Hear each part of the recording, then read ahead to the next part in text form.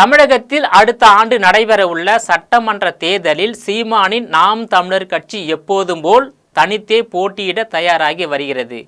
இருப்பினும் அதிமுக பாஜக கூட்டணியில் சீமானை சேர்ப்பதற்கான முயற்சிகள் திரைமறைவில் தீவிரமாக நடைபெற்று வருகிறது. பாஜக அதிமுக தலைவர்கள் நடத்தி வரும் இந்த ரகசிய பேச்சுவார்த்தை பலன் அளிக்குமா என்பதை பொறுத்து இருந்தான் பார்க்க வேண்டும். இதற்கிடையே நாம் தமிழர் கட்சியின் தலைமை ஒருங்கிணைப்பாளர் சீமான் சென்னையில் முன்னாள் முதலமைச்சர் ஓ பன்னீர்செல்வத்தை சந்தித்து பேசியுள்ளார். இந்த பேச்சுவார்த்தையின் போது இருவரும் தற்போதைய தமிழக அரசியல் நிலவரம் பற்றி விரிவாக பேசி உள்ளதாக தகவல் வெளியாகி உள்ளது. அதிமுக பாஜக கூட்டணி உருவாகி உள்ள நிலையில் ஓ பன்னீர்செல்வம் தனி கட்சி தொடங்கி தேர்தல் ஆணையத்தில் பதிவு செய்து உள்ள நிலையில் ஓ பன்னீர்செல்வத்தை சீமான் சந்தித்து பேசியிருப்பது தமிழக அரசியல் களத்தில் முக்கியத்துவம் வாய்ந்ததாகவே பார்க்கப்படுகிறது. இருவரும் எதிர்காலத்தில் புதிய கூட்டணியை அமைத்து இணைந்து செயல்படுவதற்கும் வாய்ப்பு இருப்பதாகவும் கூறப்படுகிறது. ஓ பன்னீர்செல்வத்துடனான இந்த சந்திப்பை பற்றி சீமானிடம் கேட்டபோது, எங்கள் இருவருக்கும் இடையேயான உறவு தந்தை மகன் உறவு போன்றது.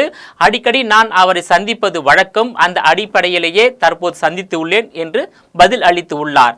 தமிழகத்தை ஆளுகின்ற திமுக தலைமையிலான அரசியல் கூட்டணி, பாஜக அதிமுக தலைமையிலான கூட்டணி, நாம் தமிழர் கட்சியின் தலைமை ஒருங்கிணைப்பாளர் சீமான் பாஜக அதிமுக கூட்டணியில் இடம்பெறுகிறாரா? நடிகர் விஜய் தொடங்கியுள்ள தமிழக வெற்றி கழகத்துடன் இணைந்து தேர்தலில் சந்திக்க உள்ளாரா அல்லது வழக்கம் போல் தனித்தே தேர்தலில் சந்திக்க போகிறாரா என்ற கேள்வி தமிழக அரசியல் களத்தில் எழுந்துள்ளது. நடிகர் விஜய் தொடங்கியுள்ள தமிழக வெற்றி கழகம் அன்புமணி ராமதாஸ் தலைமையிலான பாமக தலைமையிலான கூட்டணியில் ஓ பன்னீர்செல்வம் தொடங்கியுள்ள புதிய தனி கட்சி, சீமானின் நாம் தமிழர் கட்சி மற்றும் ஒரு சில கட்சிகள் ஒன்றாக இணைந்து தேர்தலில் சந்திக்க உள்ளதாக தகவல் வெளியாகி உள்ளது. குறிப்பாக நாம் தமிழர் கட்சியின் தலைமை ஒருங்கிணைப்பாளர் பாஜக அதிமுக கூட்டணி அல்லது பாமக தாவேக கூட்டணியில் இடம்பெற்றால் 2026 சட்டமன்ற தேர்தலில் மும்முனை போட்டி நிலவும். ஒருவேளை வழக்கம் போல் சீமானின் நாம் தமிழர் கட்சி தனித்தே போட்டியிட்டால் 4 முனை போட்டி நிலவும் என்று எதிர்பார்க்கப்படுகிறது. 2026 சட்டமன்ற தேர்தல் பாஜக அதிமுக கூட்டணிக்கு வெற்றி வாய்ப்பு பிரகாசமாக இருப்பதாக கருத்து கணிப்புகள் தெரிவிக்கின்றன. பாமக தாவேக ஓ பன்னீர்செல்வம் கட்சி இடம்பெறும் கூட்டணியில் நாம் தமிழர் கட்சி இடம்பெற்றால் 2011 போல் எதிர்கட்சியாக வெற்றி பெற மூன்றாவது கூட்டணிக்கு அதிக வாய்ப்புள்ளது.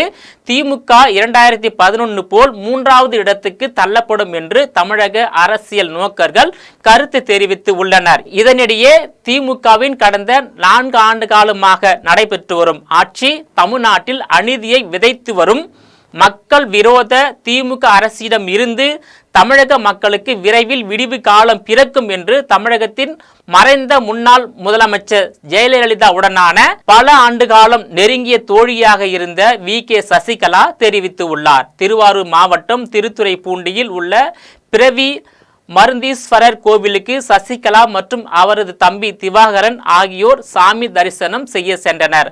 அவர்கள் இருவரும் கோவிலில் உள்ள சாமி சன்னதிகளுக்கு சென்று தரிசனம் செய்தனர். அதன் பிறகு சசிகலா நிருபர்களுக்கு அளித்த பேட்டியில், போக்குவரத்துறை அமைச்சர் சிவசங்கர் தவறான தகவல்களை தருகிறார். சென்னை மாநகரிலும் தமிழகத்திலும் இயங்கி வரும் அரசு பேருந்துகளில் பயணிகள் பயணம் செய்வதற்கு அஞ்சும் அளவுக்கு அரசு பேருந்துகளின் நிலைமை மிக மிக மோசமாக உள்ளதாக வேதனை தெரிவித்து உள்ளார். தமிழகத்தில் வருகின்ற சட்டமன்ற தேர்தலில் எனது பங்களிப்பு கண்டிப்பாக இருக்கும் எனவும் தமிழகத்தில் ஆட்சி மாற்றம் கண்டிப்பாக இருக்கும் என்றும் ஆளும் திமுக அரசு ரூபாய் 8 லட்சம் கோடி கடன் வாங்கி உள்ளது என்றும் குறிப்பிட்டுள்ளார். அதற்கு ஆண்டுதோறும் வட்டி கட்டி கொண்டிருந்தால் எப்படி மக்களுக்கான நலத்திட்டங்களை வழங்க முடியும் என்றும், இவர்கள் வட்டி கட்ட முடியாமல் கடனுக்கு மேல் கடன் வாங்கி கொண்டு இருக்கிறார்கள். தமிழகத்தின் கடன் சுமையை இந்த அரசு உயர்த்திவிட்டதாக வி.கே. சசிகலா குற்றம் சாட்டியுள்ளார். தொடர்ந்து செய்தியாளர்களிடம் பேசிய வி.கே. சசிகலா, திமுகவினர் கொண்டு வரும் அனைத்து திட்டங்களிலும் பெருமளவு கமிஷன் பெற்று கொள்கிறார்கள். அப்படி கமிஷன் பெறுவதால் ஒப்பந்ததாரர்களால் அந்த பணியை முழுமையாக முடிக்க முடியவில்லை. பேரூராட்சிகளை நகராட்சிகளாக்கும் பணிகளில் இந்த அரசு மிக தீவிரமாக உள்ளது.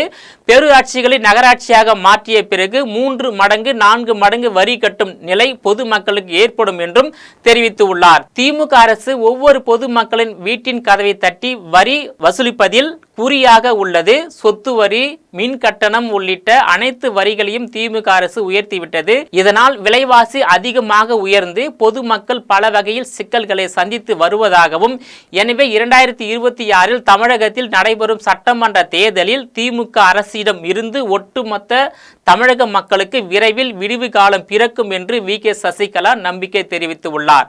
நேயர்களை மீண்டும் இது போன்ற மற்றொரு நிகழ்ச்சியில் சந்திக்கிறேன். அதுவரையில் உங்களிடமிருந்து விடைபெறுவது நான் உங்கள் விஜயபாலன்.